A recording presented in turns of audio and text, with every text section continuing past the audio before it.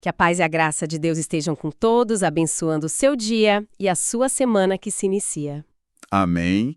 E que nossa conversa hoje traga um pouco de luz. Olha, imagine o seguinte cenário. Você é a maior superpotência do mundo. Um império, assim, com uma história de milênios, deuses que parecem imortais, um exército invencível. Totalmente no topo do mundo. Exato. E aí, de repente, um profeta de uma nação vizinha, uma nação bem menor, cheia de problemas, declara que seu império vai virar pó. É uma audácia tremenda. É exatamente sobre essa profecia que a gente vai conversar hoje.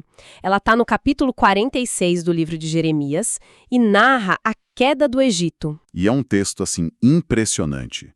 Para a gente entender o que está acontecendo ali, a gente precisa mergulhar no contexto da época, nas alianças, na política e principalmente no simbolismo que Jeremias usa. Com uma precisão cirúrgica, né? Sim, ele não está só prevendo um evento, ele está, desmontando a autoimagem de uma nação inteira, peça por peça. Perfeito.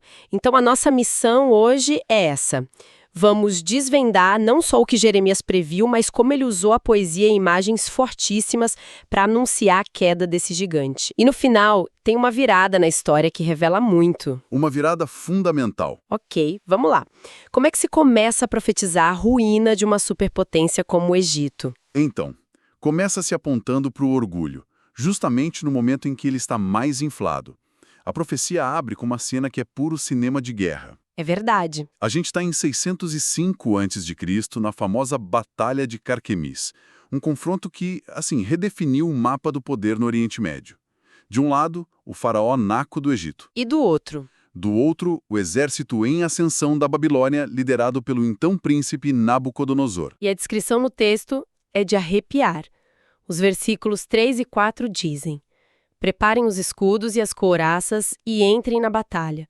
Ponham arreis nos cavalos e montem cavaleiros. É muito visual. Muito. A gente quase ouve o som do metal dos cavalos.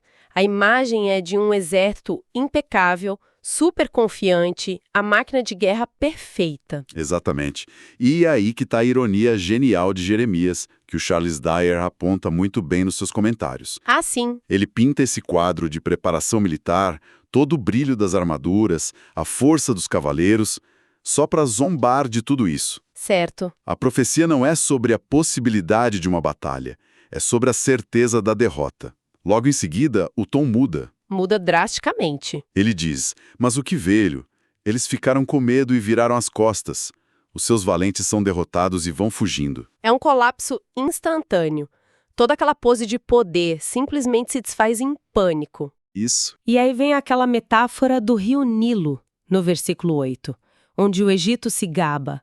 Subirei, cobrirei a terra. É uma imagem muito forte, porque o Nilo era a vida do Egito. Perfeito. A vida do Egito dependia das cheias anuais do Nilo. Era uma força da natureza. O Egito, na sua arrogância, se via como o próprio Nilo. Achava que podia inundar o mundo com seu poderio. Exatamente. Uma força da natureza imparável. A profecia então inverte essa imagem de um jeito brutal. Como? O texto diz que Deus está preparando um sacrifício no norte, lá no rio Eufrates. O sangue do exército egípcio, que se achava um Nilo, é que vai inundar a terra. Uau! Aqui é onde a coisa fica realmente interessante. A confiança deles era do tamanho do Nilo, mas a queda foi igualmente retumbante.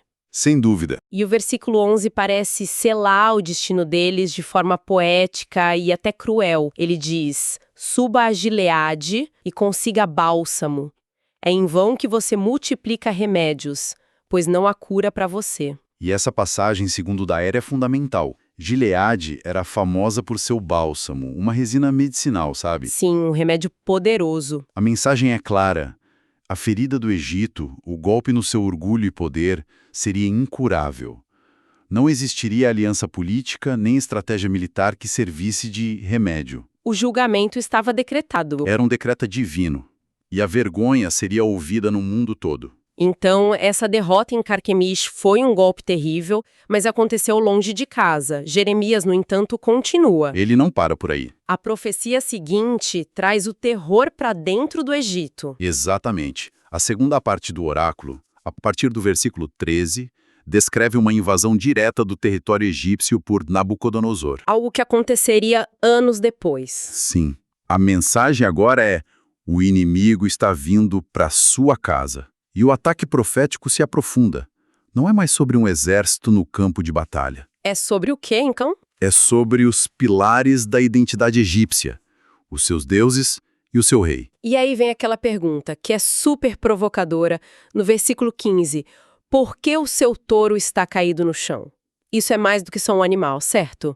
Ah, muito mais. O peso disso para um egípcio da época era total. Imagino. Jeremias aqui está atacando o coração da religião egípcia. O touro, como Dyer explica, não é um bicho qualquer, é uma referência direta ao Beus-Apis. Um dos deuses principais deles? Isso, adorado na forma de um touro sagrado em Mênfis. A pergunta, por que ele fugiu, é uma provocação brutal sobre a impotência dos deuses egípcios. E a resposta vem em seguida. Vem logo depois.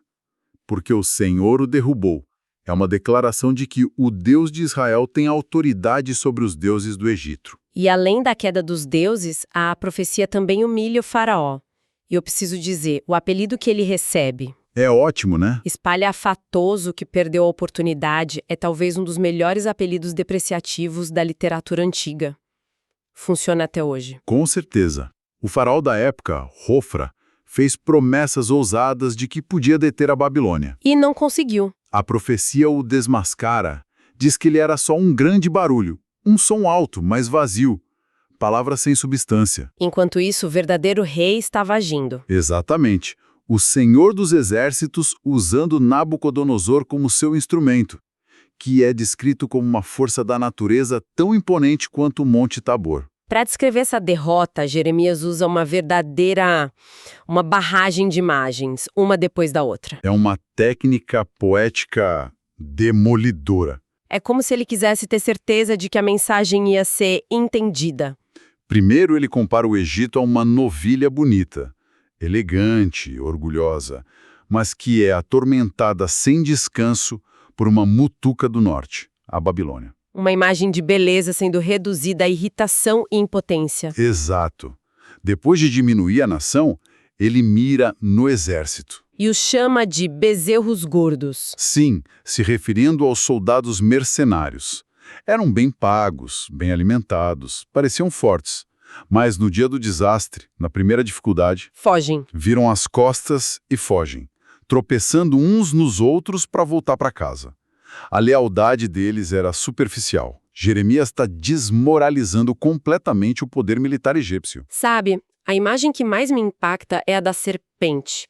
Ele diz que o Egito foge sibilando como uma serpente. Essa é poderosa. A serpente, o ureios na coroa do faraó, era o símbolo máximo do poder real dele. E Jeremias pega esse símbolo e o transforma numa imagem de covardia. É uma subversão poética genial e devastadora. Ele pega o símbolo de poder e o transforma em um animal fugindo para se esconder. Incrível. E ele conclui com a imagem da floresta cortada. O exército babilônico, tão numeroso quanto gafanhotos, vem com machados para derrubar a antiga floresta do Egito. A mensagem final de todas essas metáforas é a mesma, então. A mesma. Humilhação total.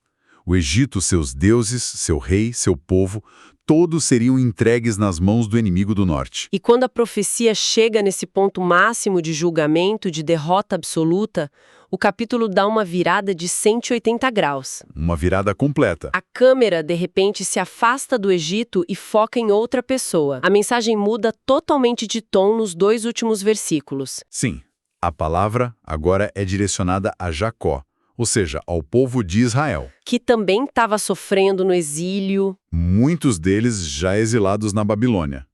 E num contraste direto e, assim, chocante com o destino do Egito, Deus se volta para o seu povo com uma mensagem de consolo e promessa. Certo, mas para um ouvinte um pouco mais cético, isso poderia soar como favoritismo.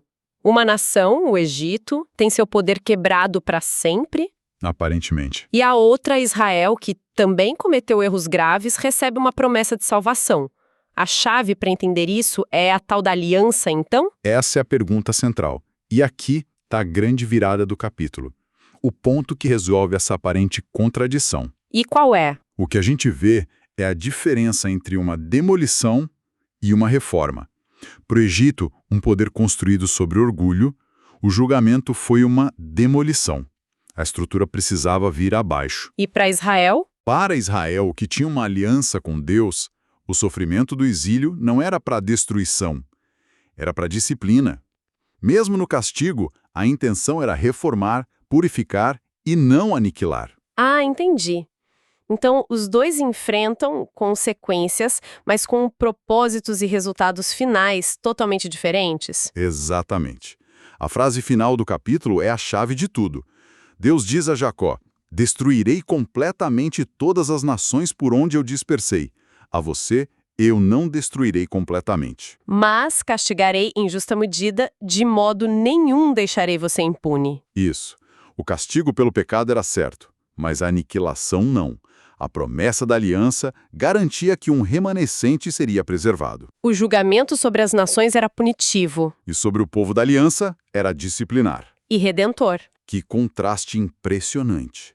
Então, para resumir nossa análise, começamos com a queda de uma superpotência, o Egito. Primeiro longe, depois em casa. Vimos a genialidade poética de Jeremias, usando metáforas, o Nilo arrogante, a novilha atormentada, os deuses caídos, para mostrar a impotência de qualquer poder humano diante da soberania divina. E então, contrapusemos esse cenário de juízo com a promessa final de esperança para Israel. Isso nos mostrou a diferença crucial entre um julgamento que demole o orgulho e uma disciplina que busca a restauração. Tudo baseado na fidelidade de Deus a uma aliança. Exatamente. Isso nos deixa com uma reflexão bem interessante. O texto contrapõe duas formas de segurança: o poder visível do Egito e a confiança numa promessa, a de Israel. E hoje estamos cercados de Egitos, né?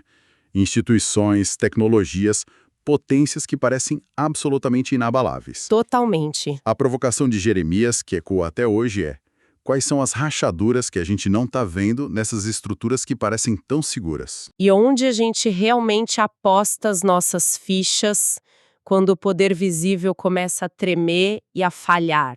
Em que tipo de promessa? Uma pergunta que atravessa os séculos e chega até nós. Que Deus abençoe todos os ouvintes.